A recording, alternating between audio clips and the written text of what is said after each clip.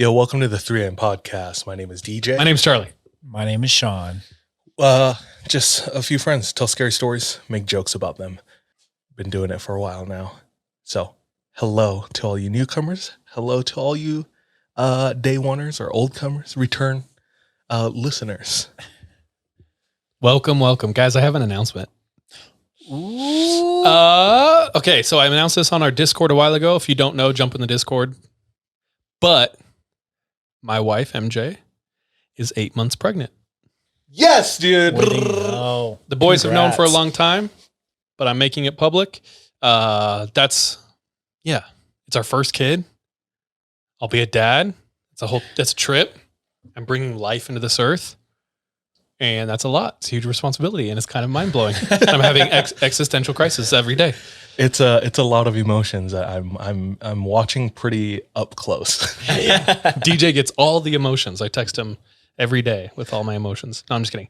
I've always kind of gone about the podcast in my personal life with like privacy and keeping the things I love and cherish pretty private. So that's why I haven't shared it thus far. Also, there's a history in our family of like a bit of infertility. So I just wanted to make sure everything was chill. Last week we were sitting down to record and I got some news. There might be some complications. So as of right now, baby and mom are okay, but that is subject to potential change. So I'm doing my best to deal with that.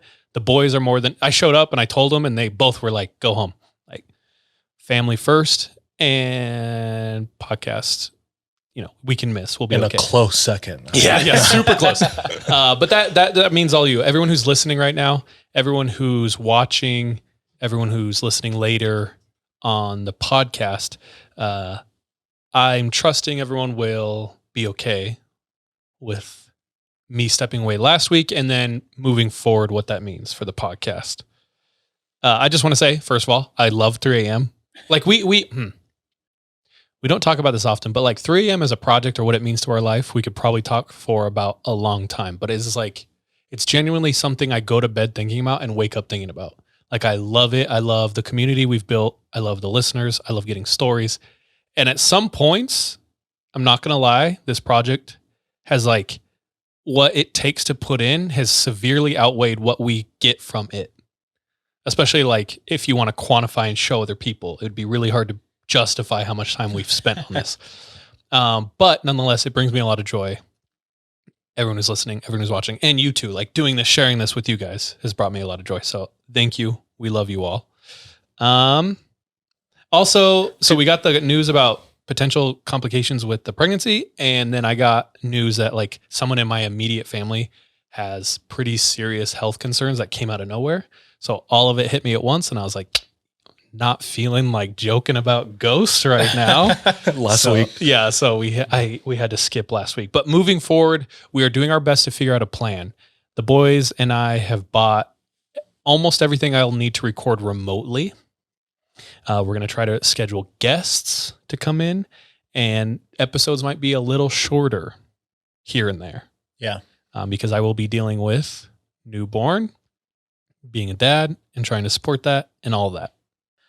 Yeah. So what that means for the podcast, we don't know exactly, to be honest, but we're just trying to be transparent right now.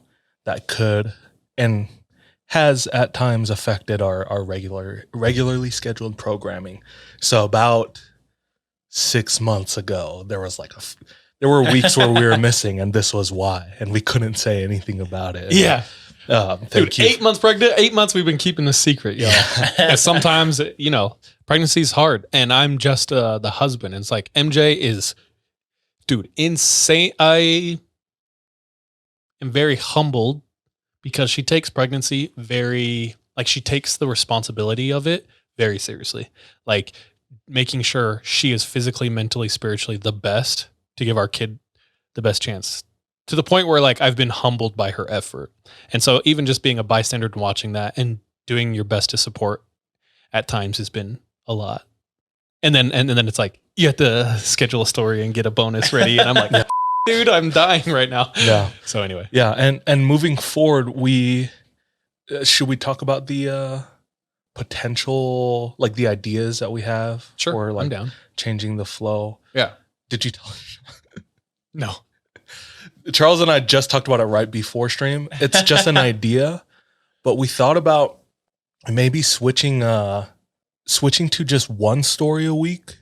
So I would share 1 week, Sean the next week, Charles the following week, and then back to me. But so it would give us, because that's a big stressor for us. We've been doing it for 3.5 years now, finding at least one story every week. And there's been times in the past where we felt like we've covered topics that definitely deserve a lot more shine, but we haven't been able to give it that because of the limited time we have to research and the limited time we have to just like find something to share. So we've entertained the thought of just sharing one story, but because we have 2 weeks, 3 weeks to prepare that one story will cover like almost the same amount of time, having more So it could detail, be like a little more density, yeah. and like substance to it. Does that make sense? So more thought out. Like if we story. remember when it happened by accident, but the Kentucky episode, it's like we all covered Kentucky, but different aspects of it. Mhm. So if we were to say something like, let's do, what's the subject? I don't know, black-eyed children. And then if that were my week, I could be like, Sean, can you research like these specific things about it? DJ, can you cover this, this, and this? And we can come together and try it. Oh, That's just an idea. We don't need to go too much into detail. That's just something we literally just thought about today. I never thought about that before. But anyway, So ultimately what I'm trying to say is with baby coming, that's the most important thing with our family and friends. Podcast has to come second. yeah. And we appreciate your patience and support up until this point and moving forward. However you decide to support us moving forward. Yeah. So with that being number 2 and baby being number 1, dude, we're hyped to welcome another person into our lives, coming from 2 people who are very special to me and Sean. So Thank you, my dude. dude, congratulations. Thank you. We're hyped. And thank you, everyone who's saying thank you. That's really sweet. Thank you. Also, thank you to everyone who's gifting right now. That's very, very sweet. Yes, tons of gifted subs right now. That's really sweet of you guys. Con Ops, IMCK, Nuclear Abbey. I think I got everybody. Con Ops gifted 10 subs. damn. So Crazy. Y'all are wild. We're on a level. we're on a level 3 hype train right now, trying to get to 4. But big thank you for the support. Yeah. Just to wrap it up on my end, like family's number 1. Everyone knows that. You 2 are my family. And then in an extension, like 3M has become like a huge part of my life to the point where like I'd consider many of these people our friends. So we're doing our best to make sure we don't just like shut everything off and step away. Even though if like that had to happen, we'd let you know. But I don't think it will. I think there is a path we can move forward where it's like we can still feed the need. Do you know what I mean? Yeah. And we're doing our best to figure that out. So appreciate you all. Yeah. So some things are in limbo, but we're gonna try to do everything we can within our power so that like 3M, I'm not like 3M just doesn't, go off the grid. No, definitely not. It's like there's too much. But that's why we have to have a short episode with tonight. Yeah. And with that, wait. You didn't reveal gender? Are you withholding that? I don't know. Are you just gonna assume it's gender? Oh my gosh. Everyone roll in chat. And if you get the number I'm thinking of, I'll tell you. So everyone type a number in chat. We'll see. Sean. We'll see. We'll see. Do you guys while they're talking? Okay. Do you guys have a name? Yeah. Picked Hell up? no, bro. No name. Not even Hell no. close. What's that 1 through process 20. like? 1 through 20. I've talked to a lot of recent parents. I've talked to old parents about the name, and the most one that resonated with me is you just kind of talk about names and find the one you hate the least. And I was like, all right. Like literally they were like, we said the name of their baby, our friends we were hanging out with, and they said the name and they were both like, I don't hate that. And that became the name. Because like what happens is we say a name and it's like, I knew a person by that name. I cannot do it. And that ruins so many options for you. It's crazy. And it's like, I overthink things, I think, potentially, and like this being is going to be known by this name for time and eternity, and that shit is wild. You know what I'm saying? I can't just be effing around with a stupid ass name. So I'm like overthinking it. I haven't seen the number yet. I haven't either. All right, I'm going to close it in like 10 seconds, and you guys will just have to wait. Why do you ask, TJ? Thoughts? I'm just curious how that's been for you guys, and like Stressful. it's been a struggle finding those. Yeah, because I don't know. Details. It's so weird, especially like I think names are subject to cultural and like geographical. That's not a word. Sure it is. Okay. Locational like biases and input. Dude, they still haven't said it. Sean, can you confirm? I can confirm they have not. Y'all are stupid. No, that's funny. Sally's typing every single number in the chat. They said it. There it is. Sally, you deserve it. We're having a baby girl. Yeah. Let's go. Which is dope. I'm actually really excited to be like a girly daddy. What's the right word? I don't know what the right dad. I don't know. I think there's a term, but I'm really happy, really excited, and I'm super stoked. Are there any names that you guys are like? What's the closest that you guys have? Honestly agreed don't know. Like I don't even want to say it. No, Someone in chat's going to be like, I know someone like Girl that, and dad. I hate it. Yeah, I know. Someone's gonna be like, wow, that means like dumb as in Scandinavian. Like, shut up. Thank you guys. Y'all are sweet. Charlena, that's right. Someone guessed it. one thing's for sure though, or like pretty good odds. Baby's gonna be cute just based off the fact that it's mixed. I know. Mixed babies are almost always cute. I want it, dude. Because Imagine being mixed and not cute. Because here's the thing. It's like, wow, God doesn't exist. Yeah. Because here's the thing. I hate when people are like, oh, my baby's so cute. It's like the baby. And it's like the Grinch. Yep. You know, ugly as hell. Because I have friends who have ugly babies and they're straight up like, our baby's ugly. I love that. Tell me straight.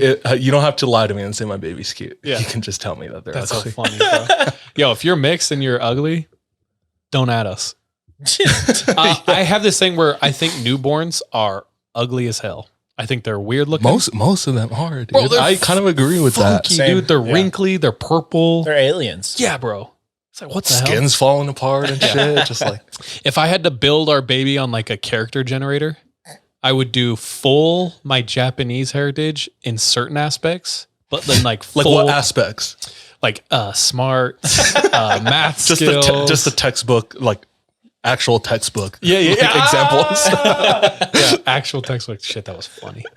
But then like I want our child to have green eyes like MJ because that shit is lit, and I wanted to steal people's green eyes in high school, and cut them shits out and put them in my face. That's it though. You know what I'm saying? Anyway, that's funny, dude. That's a common denominator between the three of us. what that is? You married MJ.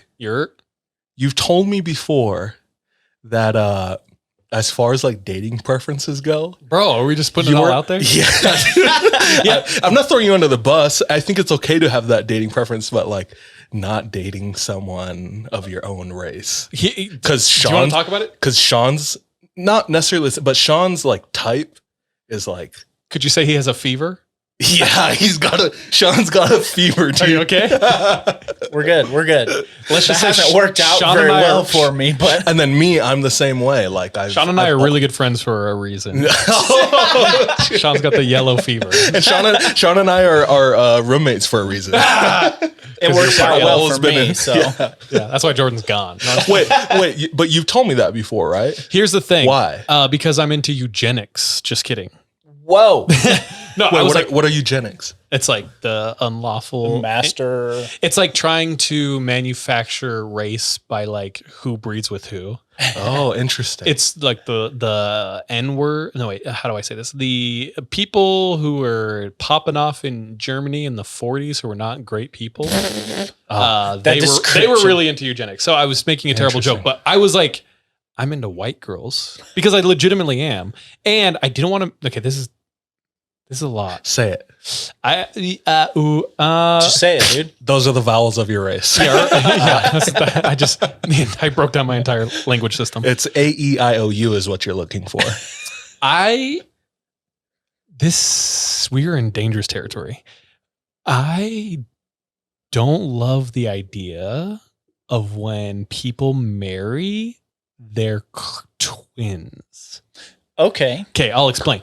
You can just speak to yourself. You don't have to speak for her. A lot of times people are married to people who look like their siblings. And I was like, I don't with that. Because what they're admitting is that they think they're hot, dude. It's super vain. All of y'all. Yeah, I'm doubling down. I'm not being nice about this. If you're married to someone who looks like you vain ass I was at people listen. Let's just say there might have been people married there that I was like, you literally look like siblings. All right, that's why. Anyway, so white girls, MJ, what's up? Yeah, but no, for yourself, so you don't think you're hot then? Where's It's not that I don't think I'm hot. I just think I'm so humble. No, I'm just kidding. No, I don't know. If I had a type, it's white girls. You never been attracted to I think Japanese that's or fine even to say, though. even like Asians? No, I do, but there's something in my head where they remind me of my family, and I just can't get over that mentally. It's like white girls just do it for me. You know what I mean? Yeah. Yeah. Does it feel like?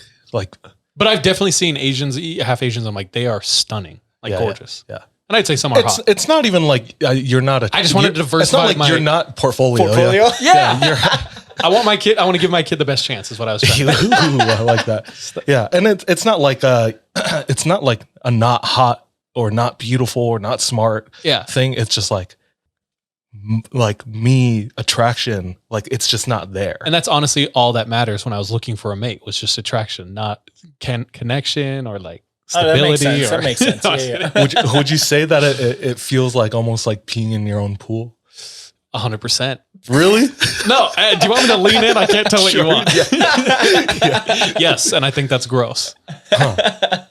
But everybody pees in their pool. How dare they? That's disgusting. I would honestly never do that. You've never peed in the ocean? Not once. That's foul. But that is a common denominator that we all share. It's like we have types that are different No, or other than us. Yeah. Yeah, I would say so. Yeah. But at the same time, wait, you've never dated anybody Japanese or Asian? Me? Yeah. Hell no. You never have? No. Sean's dated white girls, though. Yeah, I have. And I'm not against that, bro. Yeah. I'm not saying you're against it. You are. For me. Wow, dude. Let me think. That's kind of racist, dog. Yeah, maybe I need to unpack this with myself. No, I'm just, yeah. Here's my number one factor.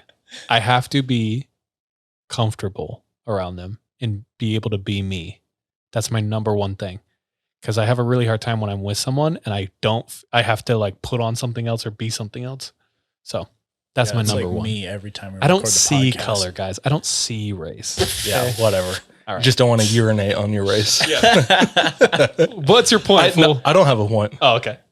It does remind me of a time where I too almost peed in the pool. Tell us, brother. Took a leak on the lineage, you know? Whoa. I was at a party and this girl walks in, stunning. Not only stunning, but brown. And I was like, is she Mexican? In Hawaii? No, not in Hawaii. It was here in Utah. Oh, okay. Is she? Yeah, I was like, is she? What's her name though? She Hispanic? And I see her from across the room. And the longer that I'm like looking at her, I'm like, no, dude, she's poly. I was like, this is rare. Like I never gave it away? Physical or did she chi-hoo or something in the middle of the park? She'd be looking like Moana, She's bro. all, I need to go get some water. Yeah. Just hula's over there. DJ's like, I think she's It's because she brought a hula hoop to the party. That was her party trick. Yeah. She'd dig a hole and cook a pig. Yeah. And dude, stunning. And I'm looking at her and I catch myself. I was like, wait, it's been like 2 minutes and all I've done is like not talk to everybody else here. Like the party that I'm with or like the people that I came with. Just unlocked. And I'm just like, I catch myself just like looking at her. And I was like, this is embarrassing. So one, I needed to stop that. And then two, I'm like, oh, also I need to stop because I'm also at my family reunion. Oh, fuck! She's like, who's this snack? Utter snack who just walked in. This little spam musu bee I see. Spam musu bee mine, dude. So, and she's literally like, hey, cuz. I'm literally at my family reunion, dude. Oh no, That's some southern ass shit right there. bro! What the? So I did what every normal person would do. And I went and talked to her anyways. I was like, aloha, sister. Do you like Hawaiian roller coaster rides? Damn, dude, those are great openers, dog. Explain yourself immediately. Yeah. What'd please. you do? Hey, who's your auntie? who's your mom? Yeah, what village are you from? And if it's not one of the neighboring villages, it's we're good to go. Holy shit, that's hilarious. Well, it's crazy that when they say like, when Polynesians say like every Polynesian is their cousin, like we're all cousins. Yeah. And for you, that was real. Yeah, I was like, Ohana. Nobody's getting left behind. What does right Ohana here. mean to DJ? Yeah. Ohana means to ask questions later, dude. Did you get left behind at one point? Please tell me yes. Yeah, I almost peed on my pupil right there. But that made me that made me think about just like that's new interracial like relationships. Like Only in in the last few centuries. In the big picture of things, like Yes. I suppose, Yeah, historically it's pretty new. And I was thinking about how Consensually, yeah. essentially Scandinavians mix some shit they're up. like I don't give a It's when you do your 23andMe and you're like, hey, I'm part Irish and part this and you trace the line back to where the Vikings came down and just wreaked havoc. It's like, oh, we got cracked, bro. But for so long, and it still exists because like my grandmother is I fits the stereotype, you know? Of, How so? What? Of a little I love my grandma, she's super sweet, but has some prejudice tendencies and a lot of people Outdated ideas. Yeah, exactly. A lot of people in our generation still have some of those grandparents that are around, you know, and it's not our favorite thing. And sometimes it's like, Grandma, we're at dinner. Shut up. Like, stop talking. What's crazy about your grandma though is like when you say that, immediately I think like, oh, like someone who hates like, you know, people of color. The thing is, DJ's grandma is people of color. And she, I think, hates the absence of color. yeah. She's pretty critical of whites. It's so wild to see when we go to Hawaii. I'm just like, this is crazy. It is crazy. It is crazy. But like, I'm just saying that interracial relationships are fairly new, right? Yeah. And it's like Relatively. for so long, people had to kind of protect their own in a way where it was like, we're building a kingdom and everyone else is like out for like our blood in like they're trying to murder us. Yeah. Yeah. So we keep everything contained. But now we don't really do that, you know, like we're not attacking other nations personally. We you know? could, but But we're not. we're not. We have like militaries for that. It's not like every able young man Yeah. and able body is like going to war. Yeah. You know, so because of that, we're able to enjoy the smorgasbord. Dude, eventually we're all going to be freaking like beige. Beige. Dude, yeah, there was like this And I'm down with it. Google AI or something that was like, this is how people are going to look in 100 years. And everyone was kind of like Just look like like a me or what? tan beige, and then everyone had like it was like light brown eyes. Oh, was kinda- I F's with It's that. kind of interesting. Have you seen the documentary about the doctor who worked at a sperm bank? Mm-mm. I'm going to get all the facts wrong, but I'm going to tell you the gist. Homeboy worked at a sperm bank and had some Jeffrey Epstein type mentality, some Nick Cannon, where he's like, my genes are really good, and some Elon Musk. Let's throw him in. My genes are really good. I need to Share. proliferate this. So he would, the wife and husband would come in, husband would deposit. He'd be like, thank you. Throw it out, deposit his own sperm. And he's had like 800 kids or some shit somewhere on the East Coast. We got to look it up. So let's get the wild. actual number. Hold on. Oh, dude, while you're looking that up, that made me think of did you see that article that NASA is telling their their astronauts to stop masturbating in space. What? Wait. Because of the possibility of floating sperm and impregnating female astronauts. That's why? That's why. That's why. Have you seen that? That's wild. No, I haven't seen that. Is that possible? I guess in a That sounds infinite like- universe. Yeah, but That sounds like sex ed is that class a from like stretch? the 40s, bro. Yeah, dude. Where it's like, watch out because you will get pregnant. Yeah. Like, Real fuck quick, Mars. How about Uranus? his name is Dr. Donald Klein, and he has fathered at least 94 children. My guy. At least. Let's So go. My guy. 23andMe, to my understanding, 23andMe gets better, bigger. People are testing, and come to find out, all of these people in this town start realizing like we're all siblings, dog.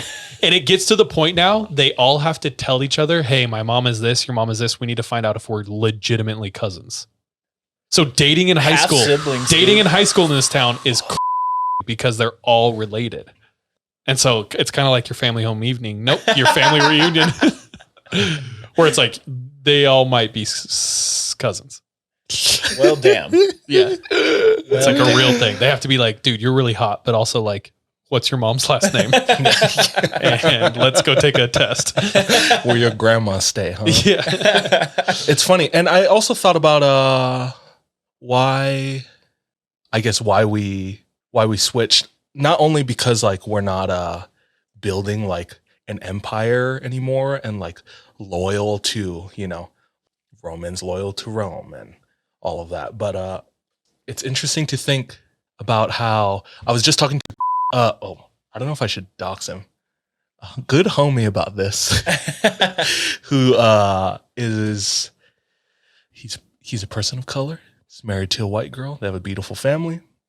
And he was just she's from like a middle of nowhere town in the middle of Utah called Roosevelt. It's like Oh yeah, dude. That's in the middle. like of nowhere. Duchesne by like the reservations. Damn. So they went over. Skinwalker Ranch. Yeah, that's where that is. Yep, they went over the other week to hang out with her family, and they had like a fair in the town like during the summer. You know how like Fair. Oh yeah, Yeah, like exactly. like Draper Days, Yeah. kind of thing. Yeah.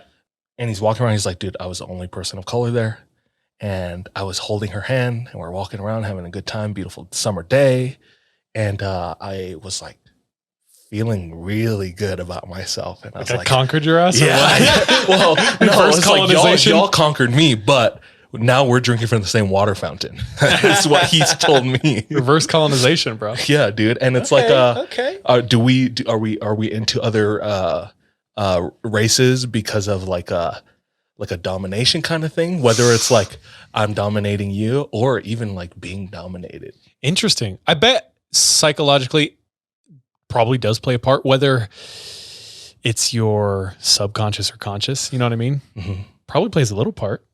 Here's the thing. Okay. So the trope of white guy dates Asian woman, super prolific. Like that's very common, right? Yeah. Mhm.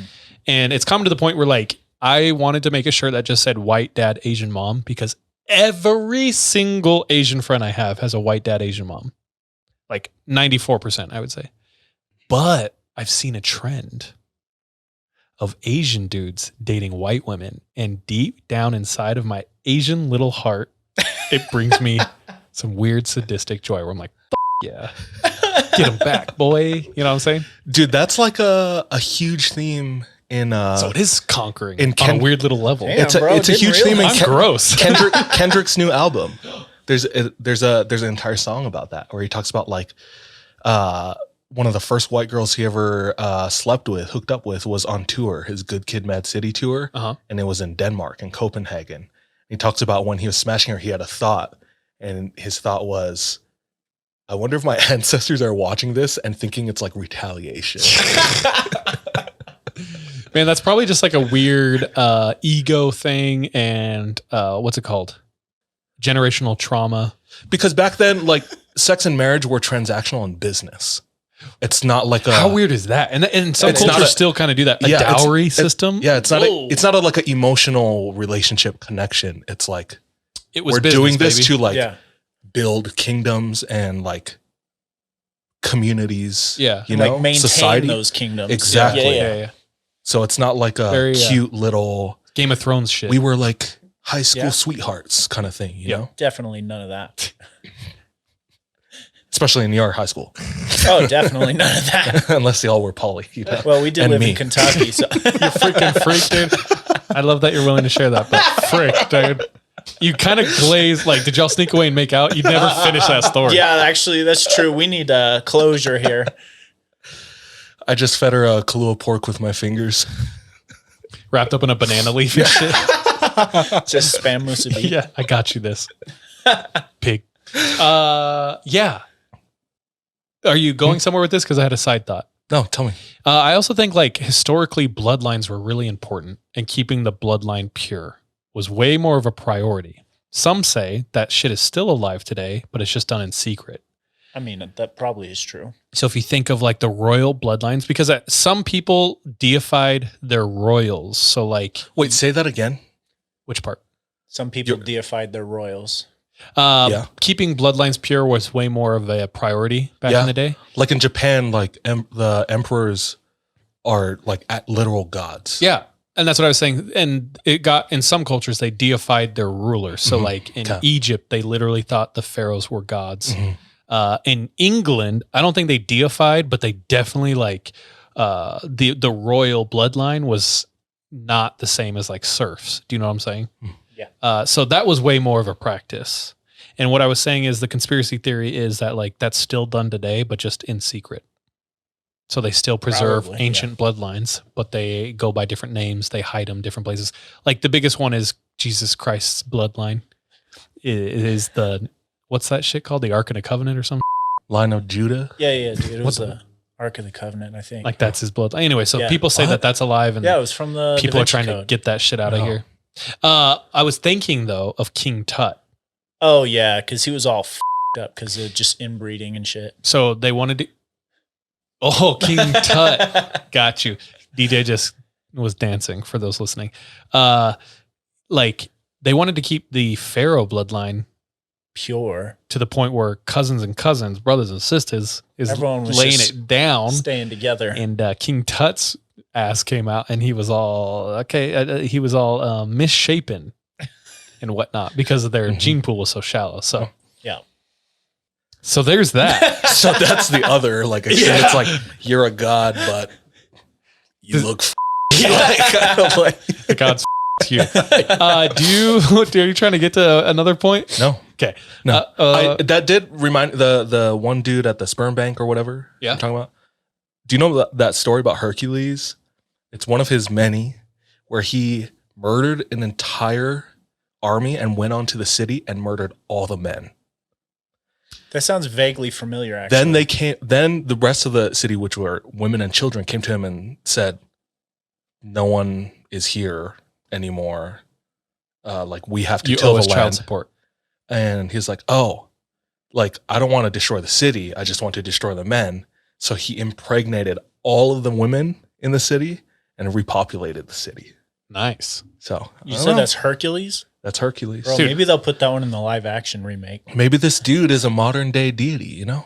Demigod. Shit, maybe. This dude, this doctor. Yeah, this doctor is what I'm talking about. Real quick, I have another thing. Somebody in chat asked if we ever heard about the Habsburg jaw. I haven't. Doesn't sound familiar. No, I haven't. I want to look either. that up real quick. Habsburg jaw. Okay, before you get into that. Oh. Okay, get into that. Get into it? Yeah, show us first and then I have something. The Habsburg jaw and the disturbing cost of royal inbreeding in Europe. Chuck us the zaps. Oh, yeah, I got you. Let me, my boys want the snacks, you know? Yeah, whoever sent this, fire. Thank you. Okay, teach us about Habsburg jaw. I'm just going to read the headline or like the beginning parts.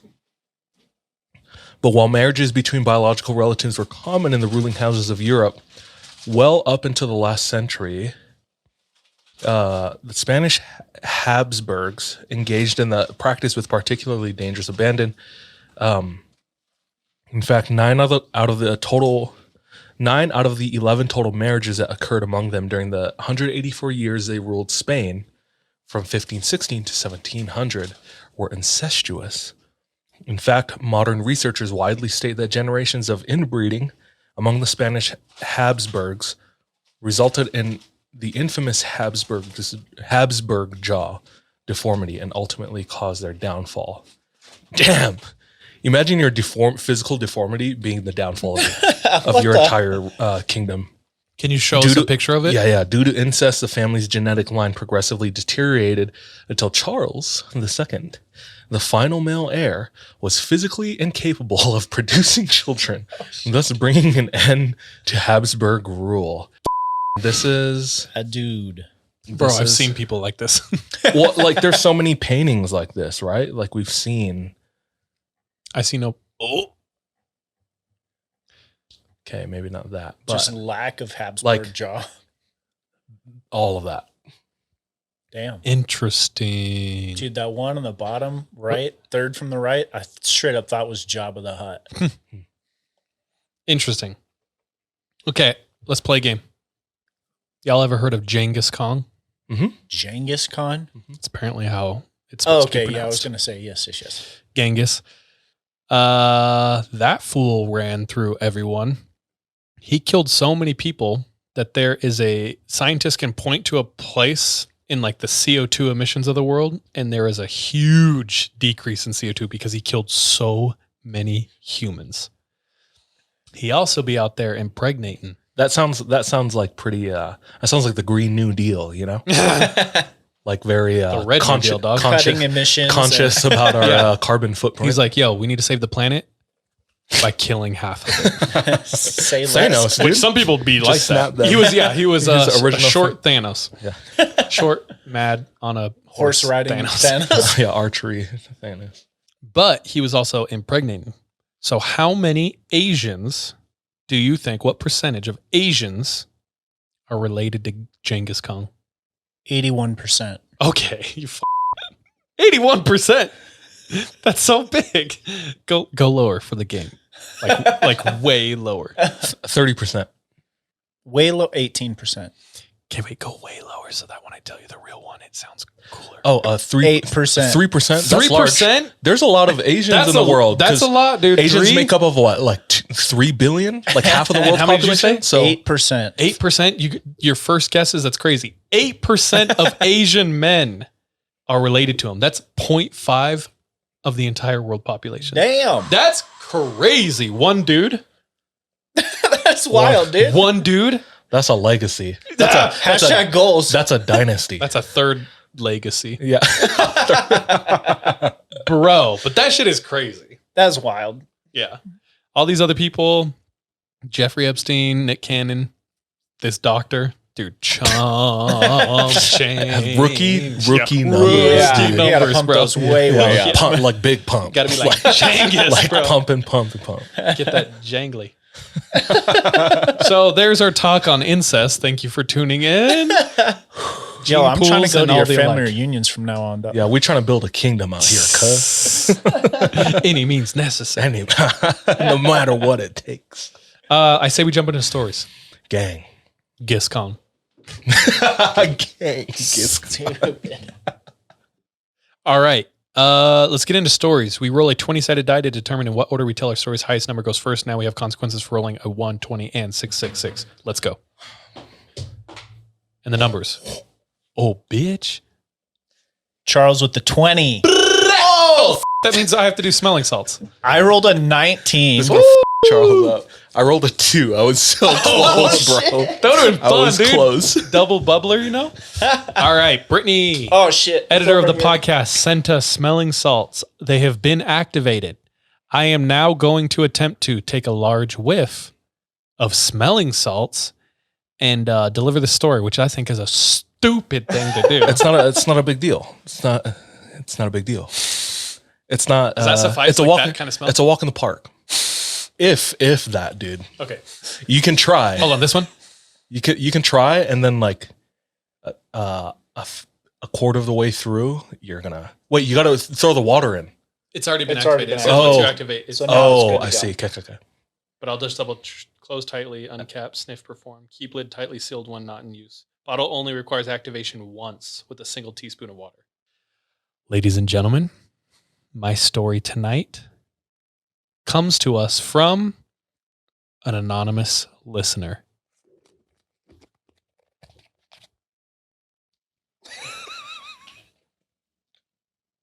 Holy shit! Holy shit, dude!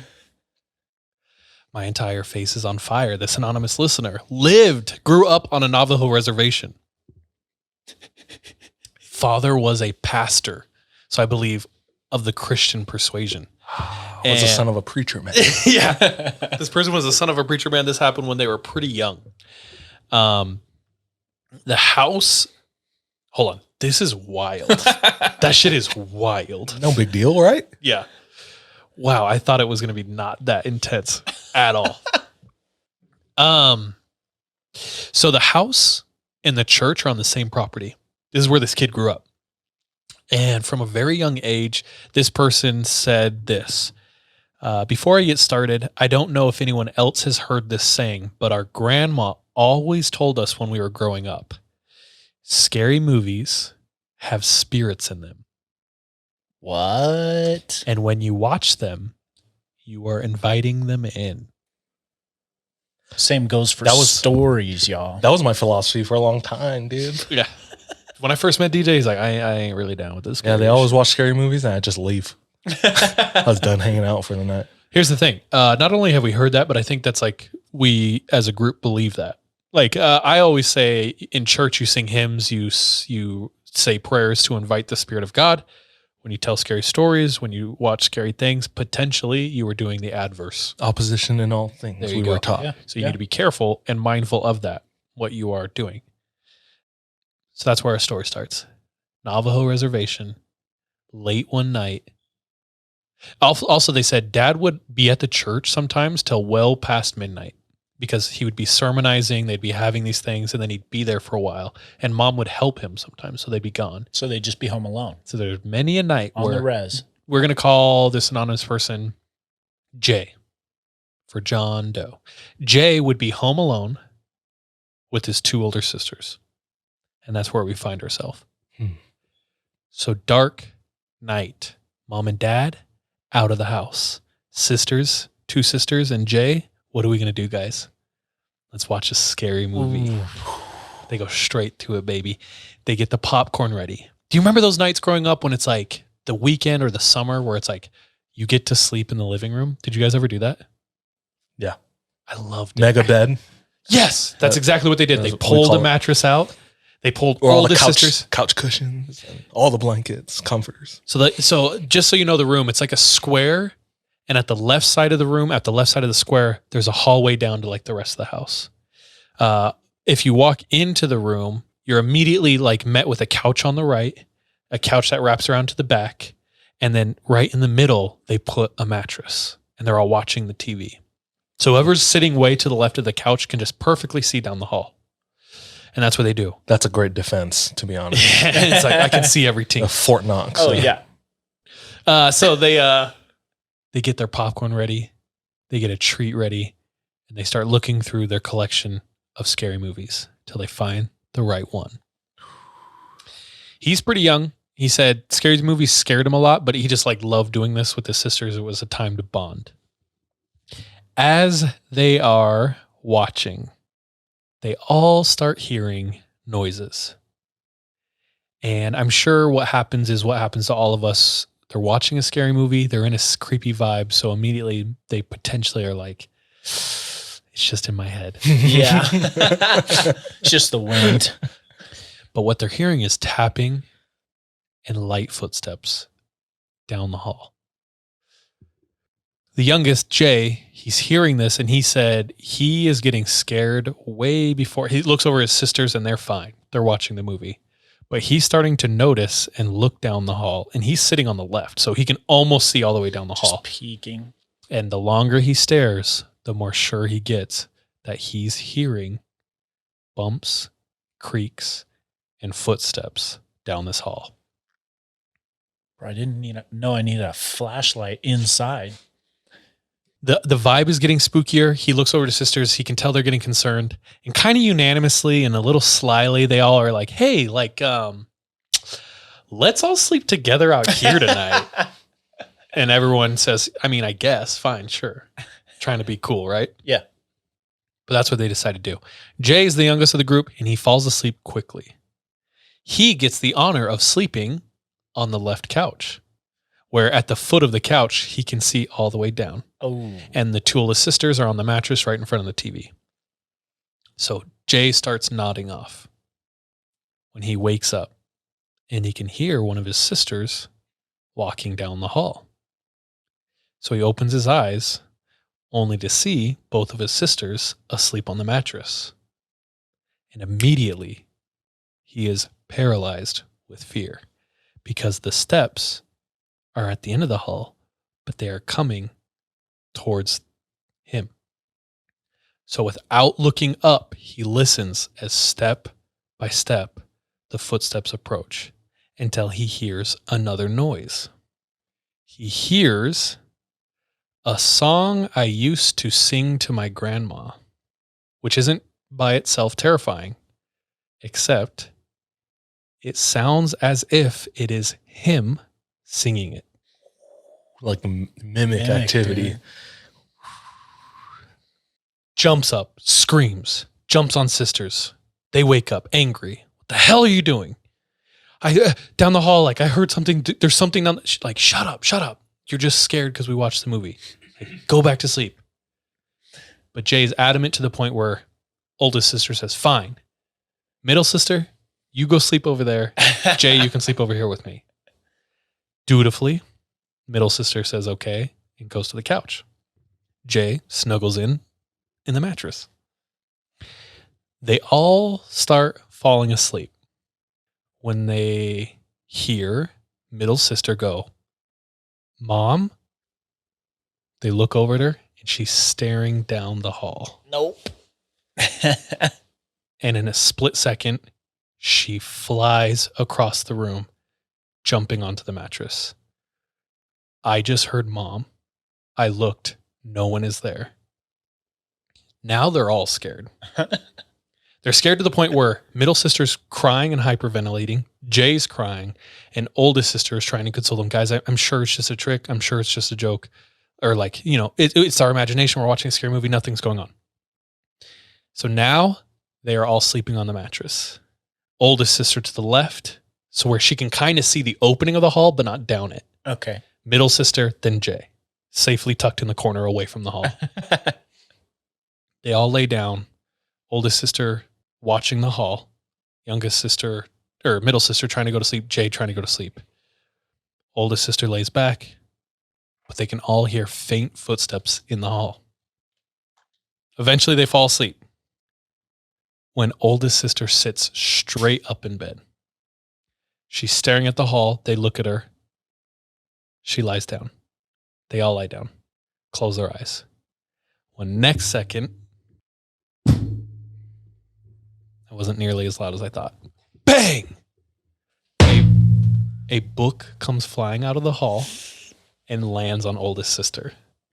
Lands, like hits her? Just like on the bed. Hits her feet. This is what Jay says. When the book landed on him, they all screamed. They all looked down the hall. And at the end of the hall, all they could see was a shadowy figure peeking around the corner. And he said the figure, he says it so matter of fact in his story, but he's like, the figure just like peeked in, stared at them, went away, peeked in, stared at them, went away. And they watched this thing do it while they're all screaming and crying. Damn. Eventually it like goes away and it stays away, but none of them are going to sleep. They're bawling until the spell is broken when mom and dad come home. Mom and dad come home. All three of them rush to him, crying, tell him what's going on. The pastor. Yeah. Had the power of God on his side. Yeah. Jay said this is one of like a few, many stories in this house. He's like, so many things happen in this house. I just shared that this the first one. And he said every time stuff like this would happen, and it would only stop once dad got home. Damn. So, just a quick story. It sent me on a little bit of a path down some research, which we'll dive into on another episode. But I thought that was a fun story because no one got hurt. But scary. I could see it. I could feel it. Yeah. So that's the story of Jay and his sisters. Y'all ever sleep with like a Bible or the Book of Mormon? Or if you're Mormon, the quad set. I don't know if I've like specifically slept with it next to your bed for or protection. under your pillow. For protection? Yeah. I don't think I've done that. No, me No, neither. you guys didn't do that? Yeah, me neither, says DJ. Yeah. I did. It was in high school when I was getting hella sleep paralysis, which, by the way, somebody in chat, Coco, is talking about how they've been getting a ton of sleep paralysis. Specifically, they had major sleep paralysis last night after watching the movie The Taking of Deborah Logan. Ooh. Sean, have you seen that? It's been a while. Yeah, it's an older one on Yeah. Netflix. I like see the picture of like the poster of what it looks like in my mind right now. That one I feel like was pretty creepy. Yeah. That makes sense. Yeah. We've always talked about ways to clear the air. Either watch Disney, do something that brings joy. I listen to hymns, a very specific hymn. So yeah, it's like I just go to bed. be mindful of it. Yeah, if you're Sean, just power through, scare the ghosts. I was watching a scary movie last night and I turned it off in the middle because I was like, this isn't scary enough. I'm going to go to bed instead. He's like, Sean's like, my waking life is scarier. So if you haven't seen The Wretched yet, that's what I was watching. Nice. Kind of a side note. I know like we're all over the place, but have you guys seen Prey? Yeah. I loved it. No? Dude, it's on Hulu. Oh, is this the Before you judge. what's AVP? Yeah. Predator. Predator. Yeah. So Predator, old movie, Arnold Schwarzenegger from Yeah. way back in the day. This is a new one. I grew up on that. That was like my Arnold Schwarzenegger and Steven Seagal was like my dad's favorite Ooh. movies, and Walker Texas Ranger. So I grew up watching all of those. But like arguably, no, it's not even an argument. Predator 1 was really fun and really good. Yeah. Every Predator and like Alien combo, whatever, have subsequently just gotten worse and worse. Like, would you not? It's like, I mean, they were definitely not as pretty good as goofy. the original. I remember loving AVP. I was going to say AVP I also liked. but like, But if I you was could also step away, 12. It's pretty bad, right? Yeah. I watched that recently. Sean watched that. Sean, I kept walk down to the basement. It was Sean watching that like a week ago. Yes, let's go. I was like, "Yo, this is I was AVP." getting ready for- Yeah, so you, Charles. AVP's lit. Yeah, dude, call me out if you don't Yeah, agree. big guess. The first one was still the best one.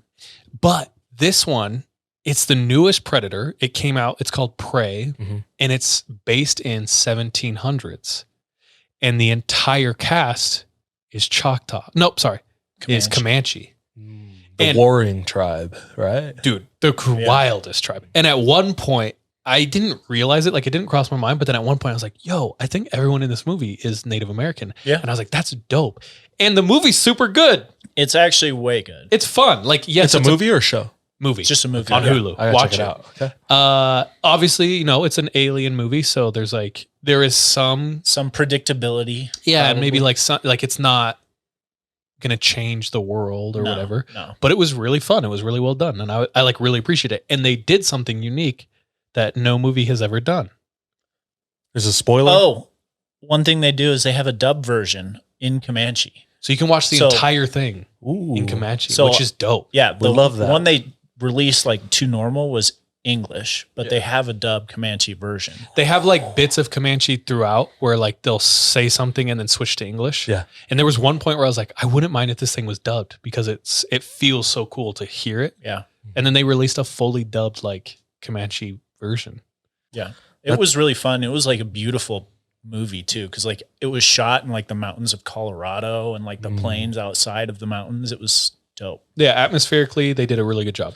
We love representation. Yeah, it was cool. Somebody in chat said it's on Disney Plus. What? Say what? I mean, Hulu and Disney are connected if you have the bundle with ESPN. Maybe that's what it is. Maybe. It's definitely on Hulu.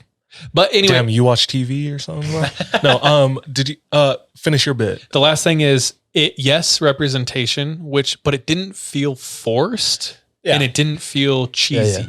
like, oh, they just did this. Like, it felt really dope and unique. And I was like, I would love to see more of this shit. Well, yeah, if it takes place in the 1700s with the Comanche, like it was dope. It was well done. Sense. Was there goofy parts? 100%. Yeah. The whole axe throwing thing with the rope, I was like, all right. But anyway, it was still really fun. Yeah, it was a fun movie to watch. Sorry, I wanted to shout out because I was going to say the rabbit hole that this story sent me down, which I'm not going to cover, was like some Native American folklores. Ooh. Specifically, have you ever heard how there are tribes who don't like to be photographed? Yes. Do you know why? Is it something about souls stealing? Yeah. So I looked into that. I didn't find a lot of resources. I found like anecdotal stuff, like people just saying that. You're not looking hard enough. I know. So I want to keep looking. If anyone listening has resources, jump into our Discord, jump into our IG and send them. Maybe some of the books we got. Yeah, I want to cover that. But anyway, that's me tonight. Thank you, anonymous listener, for sending that. Yes, thank you. I guess send us the other experiences.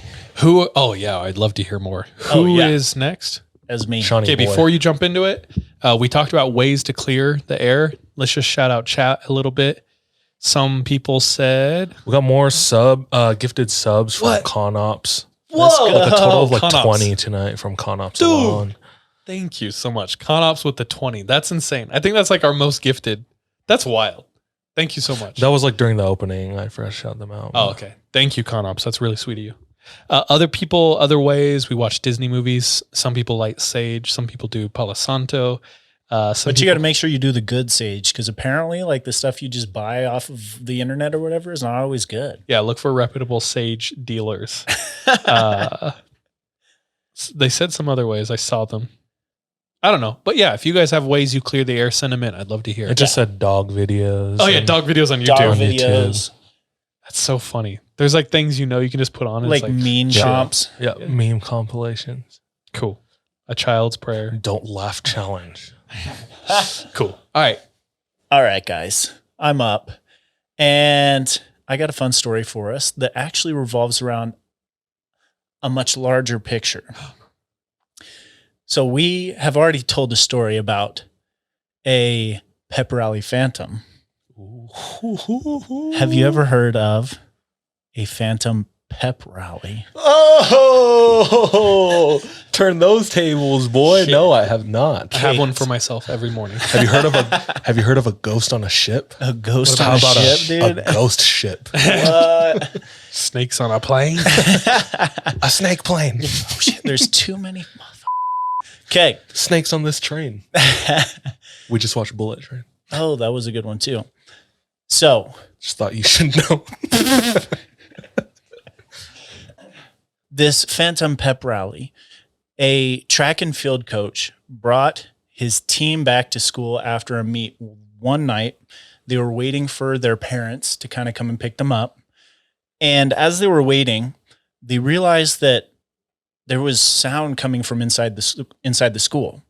So they decided to investigate. They start creeping through the halls, and this is after hours. It's dark, but it sounds like something's coming from the gymnasium. They creep a little bit closer. Eventually they get to the door, and it sounds like there's a pep rally going on in the gym. They open up the doors. Not a soul to be seen. And this is just one of many, many experiences that have been held in the El Paso High School. Yo, I've seen shit on this, bro. Really? Bro. Yeah. It's a hot spot. It is a hot spot. So Kevin's got to know stuff about this. I talked to Kevin about it. He did it? Unfortunately went to Coronado, which is a couple of... I knew I hated this guy. The rivals? He didn't even go to this. He doesn't even You don't even go to this school. Did he even go to school? Bro, we don't even know. So for myself, I had to go and check it out. This was a couple of weeks ago. I had some extra points. You went? Flew down to El Paso. It's okay. So when I first Googled what to do in El Paso, one of the questions that comes up on Google is El Paso worth seeing? It's like what to do, GTFO. Yeah, it was a real struggle city. What to don't. Anyways, yeah, it was still kind of cool. I visited the Franklin Mountains, which are just north of El Paso. Are they mountains or hills? They're similar to some of the Brown Mountains here. I was gonna say, because we're used to mountains, baby. Yeah. And then they have dank food. Yo, the Mex-Tex hit? Yeah, bro.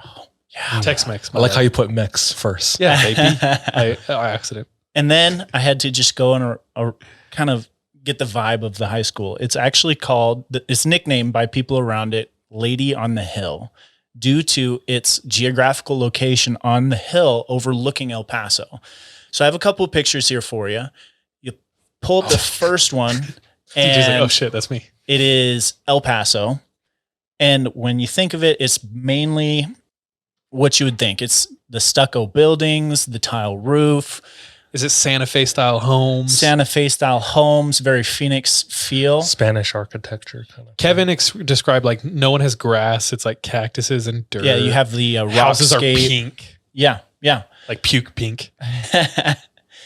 But I guess the other stuff here I have is not super like relevant. Like strangely, it's one of the top 25 highest populated cities in the US with 700,000 people that live there. What? Also, I was going to point this out. I don't know what Kevin has to say about this, but El Paso has frequently held the record of being the safest big city in the US. Oh, Several times over the last 20 years, He ain't from the streets. Yeah, including from 2011 to 2014, the safest city in the US, safest big city in the US. You know what 2011 signifies? The year Kevin left. Yeah, that's like when Kevin left, bro. When he came here. So correlation or causation, we don't know. Kevin has some splaining to do. So yeah, this is kind of an overlook of El Paso here. Now, like I was saying, you have kind of this very Santa Fe style housing, the stucco buildings, tile roof. However, the high school is strangely out of place. It seems strangely out of place. Real quick, El Paso too is like literally on the border of Mexico, right? Yep, right across from Juarez. So super far down there, Texas. Oh yeah, Okay. yeah. So if you pull up the picture here of the high school, it's on top of, it's like on the hill overlooking the valley, and it's got this like very Greco-Roman style like building. It's already out of place. Dude, there are so many conspiracy theories that and this is one suggestion. Is this the Alamo, bro? Remember it, dude. Like, look how crazy that architecture is. That's a high school. Yeah, it's super out of place. It was built in 1916. They were like horse and buggies and shit then, bro. Straight up. El Paso Gladiators, dude. El Coliseum, dog. El Coliseum. Now, one of the strange like events that kind of became part of its beginnings was right after it was built, it was used as a morgue during World War I, Tight. which was shortly like right around 1916. I can see that. And it was used throughout the Spanish flu epidemic, Cool. where bodies were stored in the Espanol. basement, just as you would a morgue. Now it's a high school. Yeah. Receive education. A lot of people believe that is one of the main sources for why all of the creepiness exists. So creepy things happen here? Hella creepy things. Okay, let me just get into some of the small creepy first. Heck yeah. First Small of all, creepy. Small creepy. Small creepy. So Jordan was sorry. That was low hanging fruit, literally. Okay, sorry. it's got just this creepy vibe, first of all. So much that students will actually avoid being there alone. They'll avoid going to the basement, and they'll avoid going on the third floor. Now, people have reported weird goo oozing from the ceiling Okay. and a mist that can be seen in some areas of the school. Very out of place, I would say. Now, there is also a reported poltergeist that lives in the gym, They go to Hogwarts. and people have reported things being moved or thrown around with loud noises in the gym. And then they'll open the doors, there's no one there. Possibly more creepy, one story revolves around a bunch of teachers that were stranded at the school one night or one day during a snowstorm.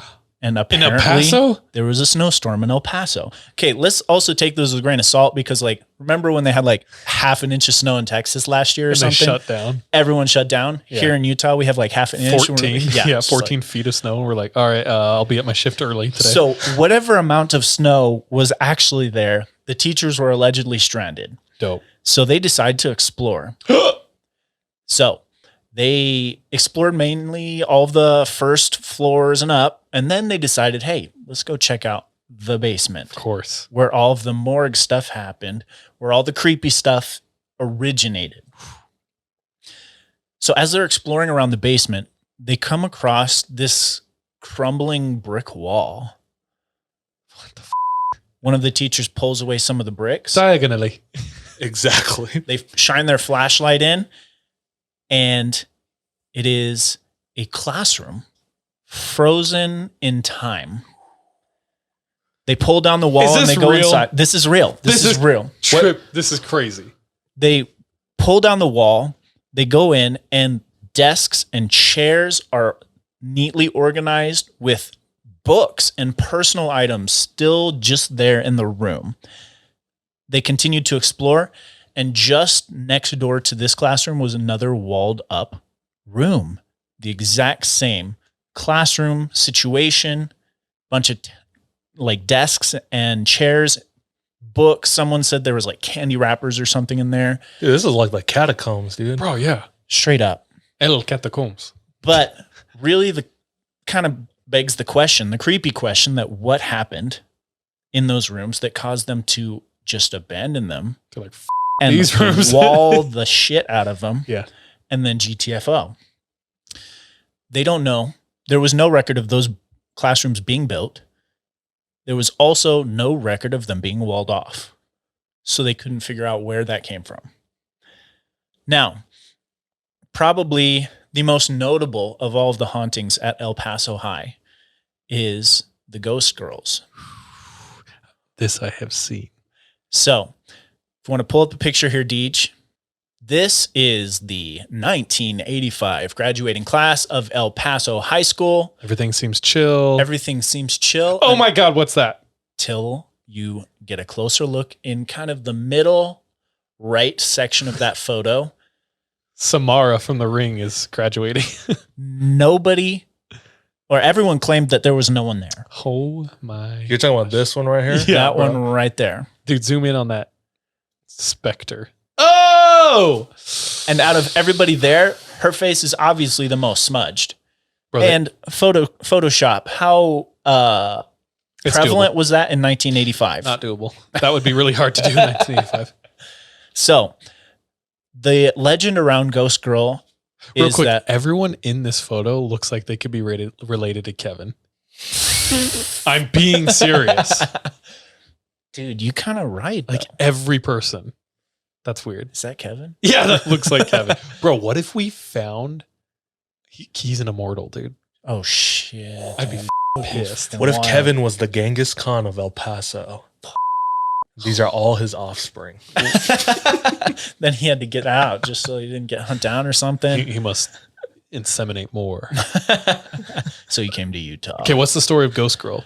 So the legend goes that in 1922, a young girl unalived herself by jumping off of the third floor balcony, which is why presumably the third floor is also haunted.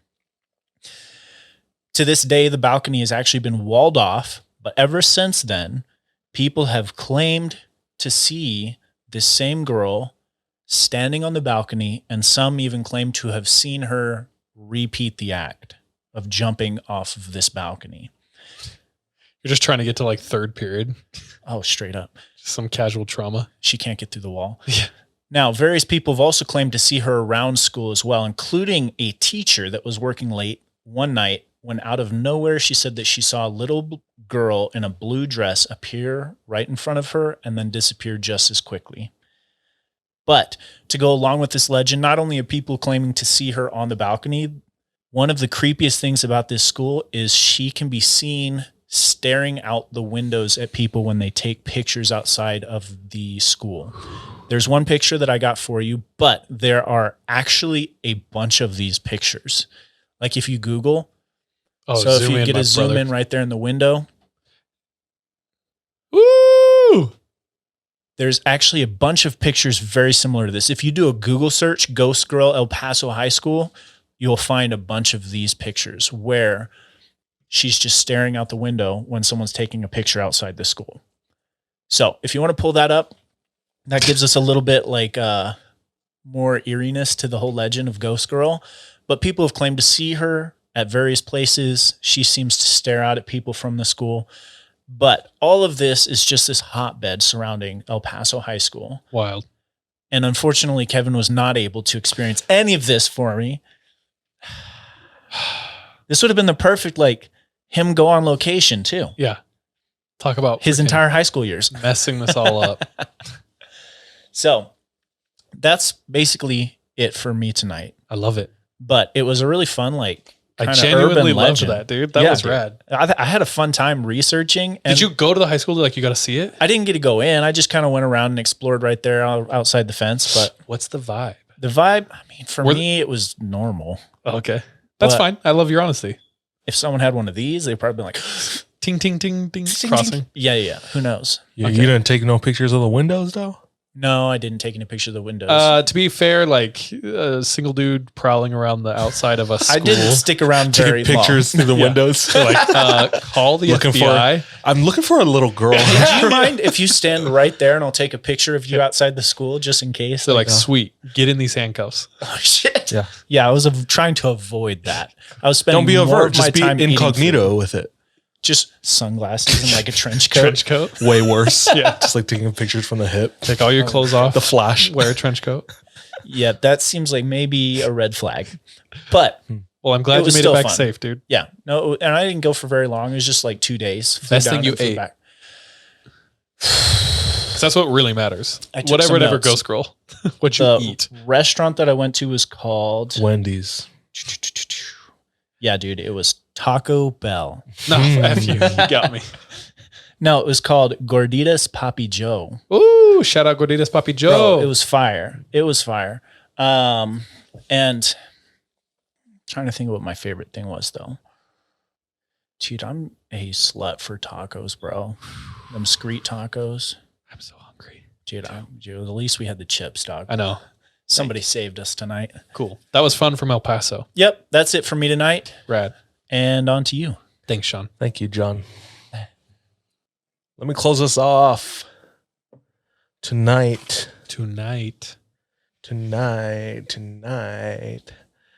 Okay.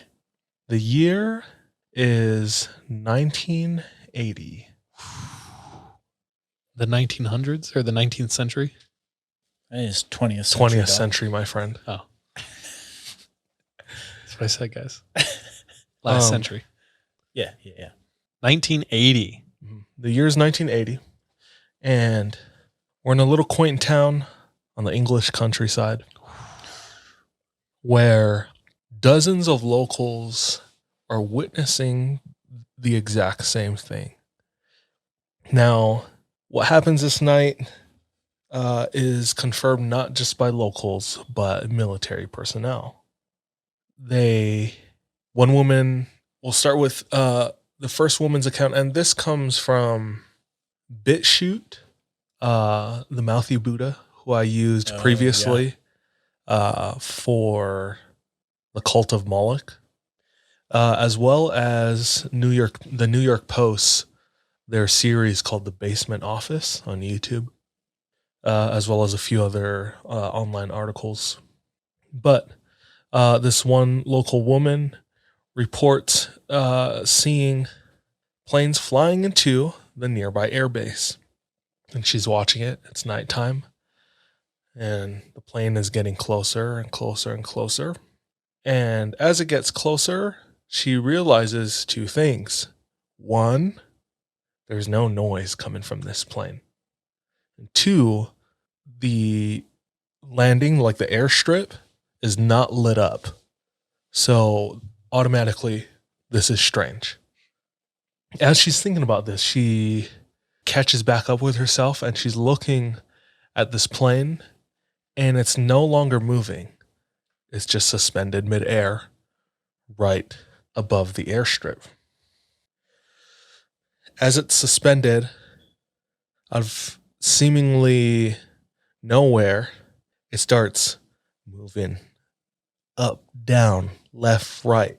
Cheat codes on your N64.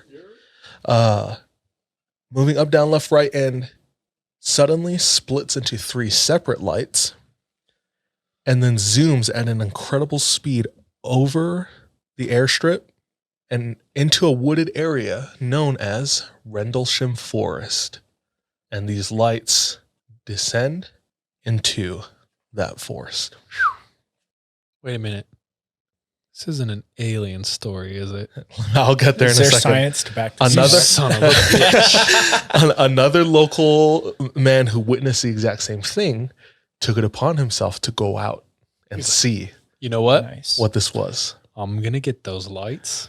That was Australian. And it's all right. The British flag is on the Australian flag. Yeah, it's close. He's driving out in his pickup truck.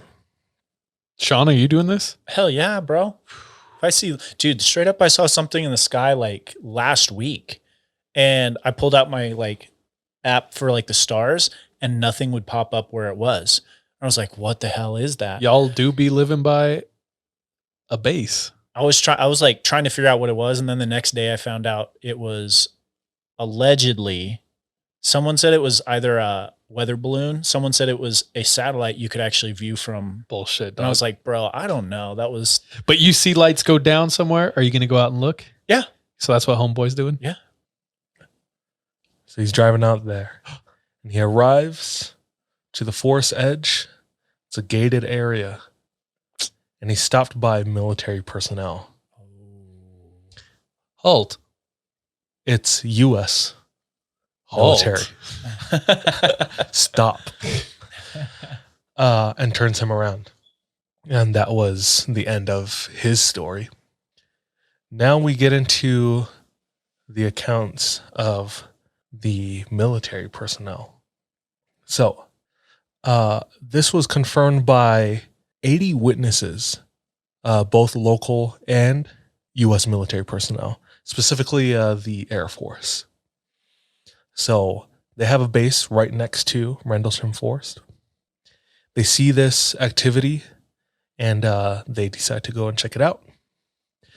And we've said for a long time that alien stories not really our jam because why? They usually very similar. and lead to kind of nothing. Yeah. Yeah. I mean, and for me, it's seasonal. It's just like at one point in my life, I was obsessed with aliens. Yeah. But I think the last couple of years, I haven't been that intrigued. So I've been trying to, there has to be stories out there that I'm not reading that has more than what my limitations or limited perception is of alien stories, right? Yeah. Also, the current zeitgeist, aliens are literally getting announced daily, you know what I mean? From like the CIA. And it's like, it's now those just don't kind of a exist fact, anymore. Yeah. which honestly makes me question it more. That's I'm what like, I was all right, thinking. Like, no. are they not? They're not real anymore, dude. Well, recently though, what's come out is Tom DeLonge Oh yeah. of all the small things of dude, we live in a simulation, dog, of Blink-182. He's like working with the White House to like something with aliens. Then we have who's the dude who was on Rogan? Frick, what was his name? Claims he worked for many years. Area 51 and saw a lot of things, made some bold claims, completely laughed, made as a kook, but then like some of his things started coming true, and now like more and more of his things are coming true and being proven. I just sent you a post earlier today about did you see that on Instagram? I DM'd you. I don't know which one. 100 Gex. 100 Gex had binging with Babish, Oh, serving the crowd food. Bob Lazar. Sean. Okay. So And- what is that proving? They're aliens, dude. They're real life aliens. It's a collab of the century. Yeah. Anyway, I'm trying to flip the script and dig more than you know, Than what the government is giving us. not only that, but like I've been pretty half-assed when like looking at alien stories. But Have you, if DJ doesn't like a food, he often says like, why? And then tries to like try it and make sure it's like a legitimate dislike. So I see you doing that with aliens. I'm trying. Yeah. I appreciate that. That's dope. Yeah. So Keep us honest. Rendlesham Forest is known as Britain's Roswell. And there are very specific stories from these witnesses, and I'm going to share some of them tonight. So we have these military personnel. They see these lights fly into Rendlesham Forest right outside of the base. Due to some of the treaties they have with Great Britain, they're not allowed to carry outside of base. Guns? Yeah. So they're going in pretty much empty-handed. And they send about like 5 to 7 guys to kind of like close in on the position of this light, or at least kind of surround it. At first, they just assume it's a crash because the way the light is emitting from the forest, it's not like a spotlight or anything like that. It's like a kind of like a aura, like a dome of light. And usually that's what a crash looks like. Mm-hmm. So they have one person going, or they have one team coming in from the east, one from the south, and one coming from like, there's a hill in the forest called Bunker Hill. So they can get like a vantage point of everything going on. And they kind of like triangulate on the position. 2 teams sit and wait while one actually does the closing in. And the other 2 are kind of watching from a distance. Yeah, stick with me. This gets into like some fun, like weird interdimensional, like cult related things. Woo. So they're closing in on the position. It's like 2 or 3 dudes. And they see the light behind the trees. And it's like weaving through the trees. Just like us. Yep. And up in the meadow. That's what I thought about. I have like chills thinking about it. But the light's moving and they're taking their time. They're being patient. Again, they're unarmed. So they have to be, very cautious and approach this amicably. So as they're closing in on this location, the light starts to get dimmer. It doesn't move away from them, but the light itself gets dimmer. They're getting closer and closer, and it's dimmer and dimmer until the forest is pitch black, and they're right up on it, 20 to 30 yards away.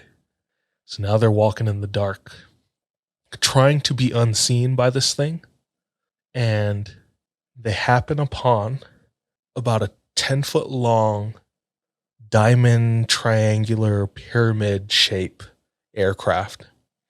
And the material is described as like black glass. They walk up to it, and just like that, it disappears and is no longer there. They return back to base and they report it to their superiors. They go to bed. They wake up the next morning and there are men at the base who they've never seen before. They are not in uniform or typical uniform.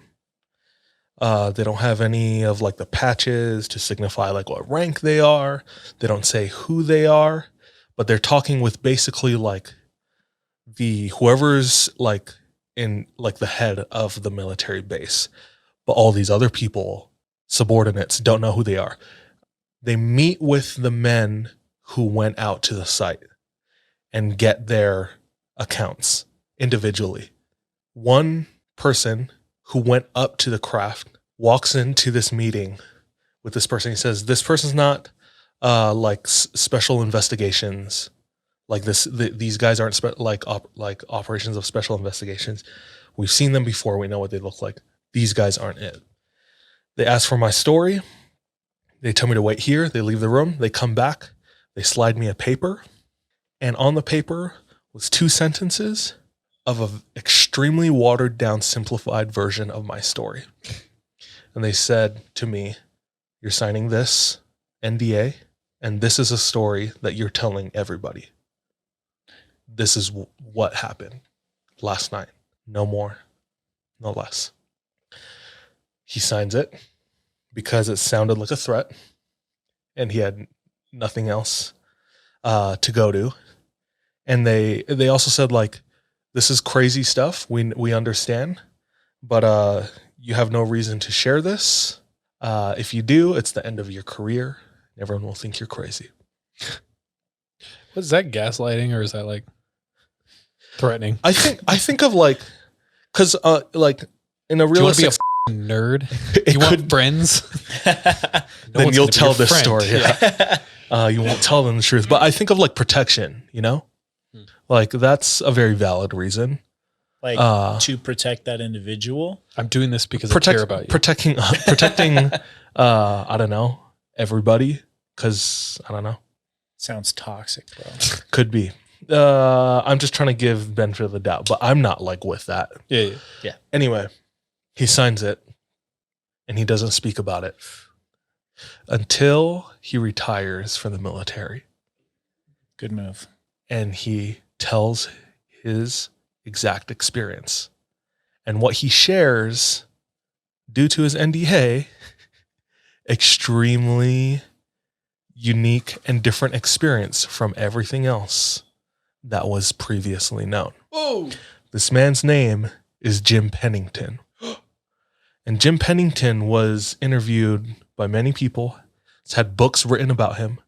And he was on that episode of The Basement Office from the New York Post. Okay. So Jim Pennington, this is his account of he was one of the men that walked up to the ship. And there was way more that happened than it just disappearing. So, Jim Pennington, this Your is... story's getting to Sean, dude. You guys good? I can smell it from here, dog. I can't stop. I don't. It feels nice, dude. It's weird. Clears you out real quick. Okay. Continue. JP. So, We're going to hear his account? yeah. Jim walks up to this spacecraft. And on the spacecraft, there are symbols on it all over. Strange symbols. Full Metal Alchemist, baby. And he starts drawing these symbols, Smart. takes out his notebook. He starts writing. Does he have those now? Not Pennington. I apologize. Penniston. Penniston. Bro, he probably got made hella fun of in like elementary school. Oh, is that an onk? Sorry, I spoiled it. No, it's not. These are the main drawings on the craft. Weird geometric. It looks like what is the golden thing that we Circle? sent into space? Sputnik. We've talked about it before. It has like these weird geometric designs supposed to communicate with aliens. Someone in chat saying sacred geometry, bro. Is it for real? I don't know. Kind of looks like a bad tag from high school. I'm trying to find, you know what I'm talking about. It's the big, we've talked about it before. Yeah. Is it like a message that we sent out for people? It's this thing that I'm thinking about in the back. Yeah. Yeah. One of a you bit. shared a story on that. I can't remember. The golden circle? Anyway, he's writing down these things in his book. And then he thinks, wait, from back there, this thing looked like black glass. Now that I'm up close, like the texture is totally different of this entire craft. And it looks like almost like black sandpaper, he says. What the? It's like, I wonder what that feels like. Oh, no. And he sticks out his hand Little fingy. and he touches it. He feels it. And in that instance, his whole body went stiff. there was a white flash in front of his eyes. Like sniffing these smelling salts. And he's seeing dead ass. It looks like the Matrix with zeros and ones. What the? Zero. And he's telling himself, this is easy enough to record. So during this, he calls it the download. Whoa. A big download of information. He starts writing down these zeros and ones in his notebook. So he has these drawings and then pages just flipping, writing all these zeros and ones. When that entire thing finishes, that Matrix vision experience is removed from his eyes, and he's back in the forest, and the craft is no longer there. That notebook, he never shared that with the military whoever people? the investigators were. Yeah. Didn't know what do you make out with that? At the time, he wasn't familiar with like computers or computer language, let alone binary. I was going to say that they definitely could have made him look super crazy back then. Mm-hmm. It's 1980. Yeah. So nobody has a computer in their home or knows how to Damn work communist. them. And these weird drawings, he doesn't know what to do with it. So he just stores it in a little shoebox, puts it under his bed, and it stays there, collects dust throughout his life, lives his life, gets married, has a family, retires from the military. And he takes out this box and he's looking back on his memories and he remembers this notebook. Hard thing to forget. He remembers the experience, but I guess he just like stowed this out of his memory because he had nobody to talk to about it. So it's like, why bring it up? And he's looking at this and it's 2010, just 12 years ago.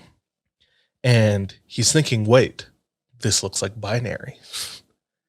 And he takes it to somebody to translate. Listen, nerd. So he gets the translation back, and this code is detailing so many crazy things. This language that he wrote down during the download. One of the main parts in this message says, exploration of humanity, the continuity for planetary advance, origin year 8100. And following that is a list of coordinates, longitude and latitude coordinates to different places on Earth.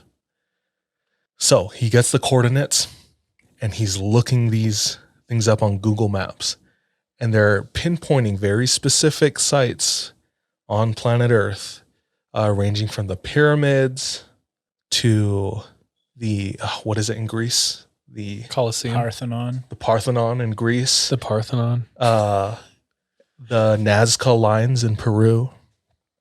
And one place that isn't very familiar to him, and he's asking other people about it, nobody. So he searches more online. And what he finds is Hy-Brasil, spelled Hy-Brazil with an S. No relation to the South American country, Brazil. Hy-Brasil is going to be shared with just our patrons. But Hy-Brasil is a legendary phantom island off the coast of Ireland. That's Hy-Brasil, Ireland's Atlantis. I love it. The tie from that to Rendlesham Forest, the UFO aircraft, and Jim Penniston's experience with like downloading those coordinates. That is wild and interesting. And like having it point to like places of significance. This like having the same, being on the same level as like the Great Pyramids. Like what is that? Don't know. But very interesting. Hell yeah. I loved that. That was wild. We went from alien to straight up Lost City. Yeah, I loved it. Yeah, I'm trying to find more to like alien stories and like what else it can branch off to. Yeah. So freaking crazy. Let me think. So that's one of the main experiences to come out of Rendlesham Forest. Apparently it's a hotbed for like UFO activity. Wow. And like I said, like Britain's Roswell. Like so much happening there. Hell yeah. Thank you, DJ. You're welcome. That was great. That's me. I love Finna both find of those. that now. I know. Lost places. We should look into that. See if there's more. Because there's more. Yeah, there's definitely more. And I love that shit. It's I'm so fun definitely and like interesting. also super intrigued out the actual Brazil where they're finding all the like stuff in the Amazon and With the LiDAR, technology. wild. Kind of with that, Sean mentioned it, but they did a LiDAR of the Rishat structure in the Sahara Desert, aka the Eye of the Sahara. I haven't fully talked about this on pod. I think I'll break it down next time. Yeah. I'm ready. Guys, I know where Atlantis is, and I'm ready to tell you guys. Hell yeah, brother. Straight up. But they did a LiDAR of the Rishat structure, Yeah. and it came up with man-made structures. So bringing a ton of plausibility to something. Doesn't prove Atlantis, but it proves humans were there where they thought no one was there. Crazy. Yeah. LiDAR, very interesting. Maybe, Sean, could you look into LiDAR and break down how it works? Sure. I feel like that's something you'd be able to do and explain well. Let's try to do that, and then maybe the next time record. Cool. Let's do it. Okay. Guys, can we close tonight? Yeah. Yeah. I appreciate all of you. Thank you for letting me make that announcement. Thank you for being so supportive. Thank you for sending everything in. Thank you for the stories. Thank you for the patrons. Boys, thank you. Anything else? That's it from me. All right. And with that, bye, love you, be safe. Trust your gut, watch your back. Be careful out there. Goodbye.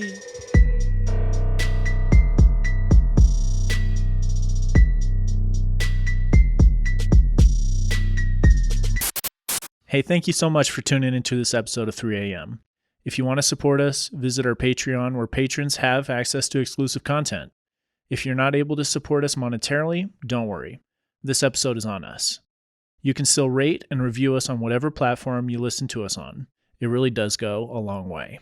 You can also follow us on social media. Our handle everywhere, including Patreon, is the 3 a.m. pod. Finally, do you have any scary stories? If so, submit them to our website, the3ampodcast.com.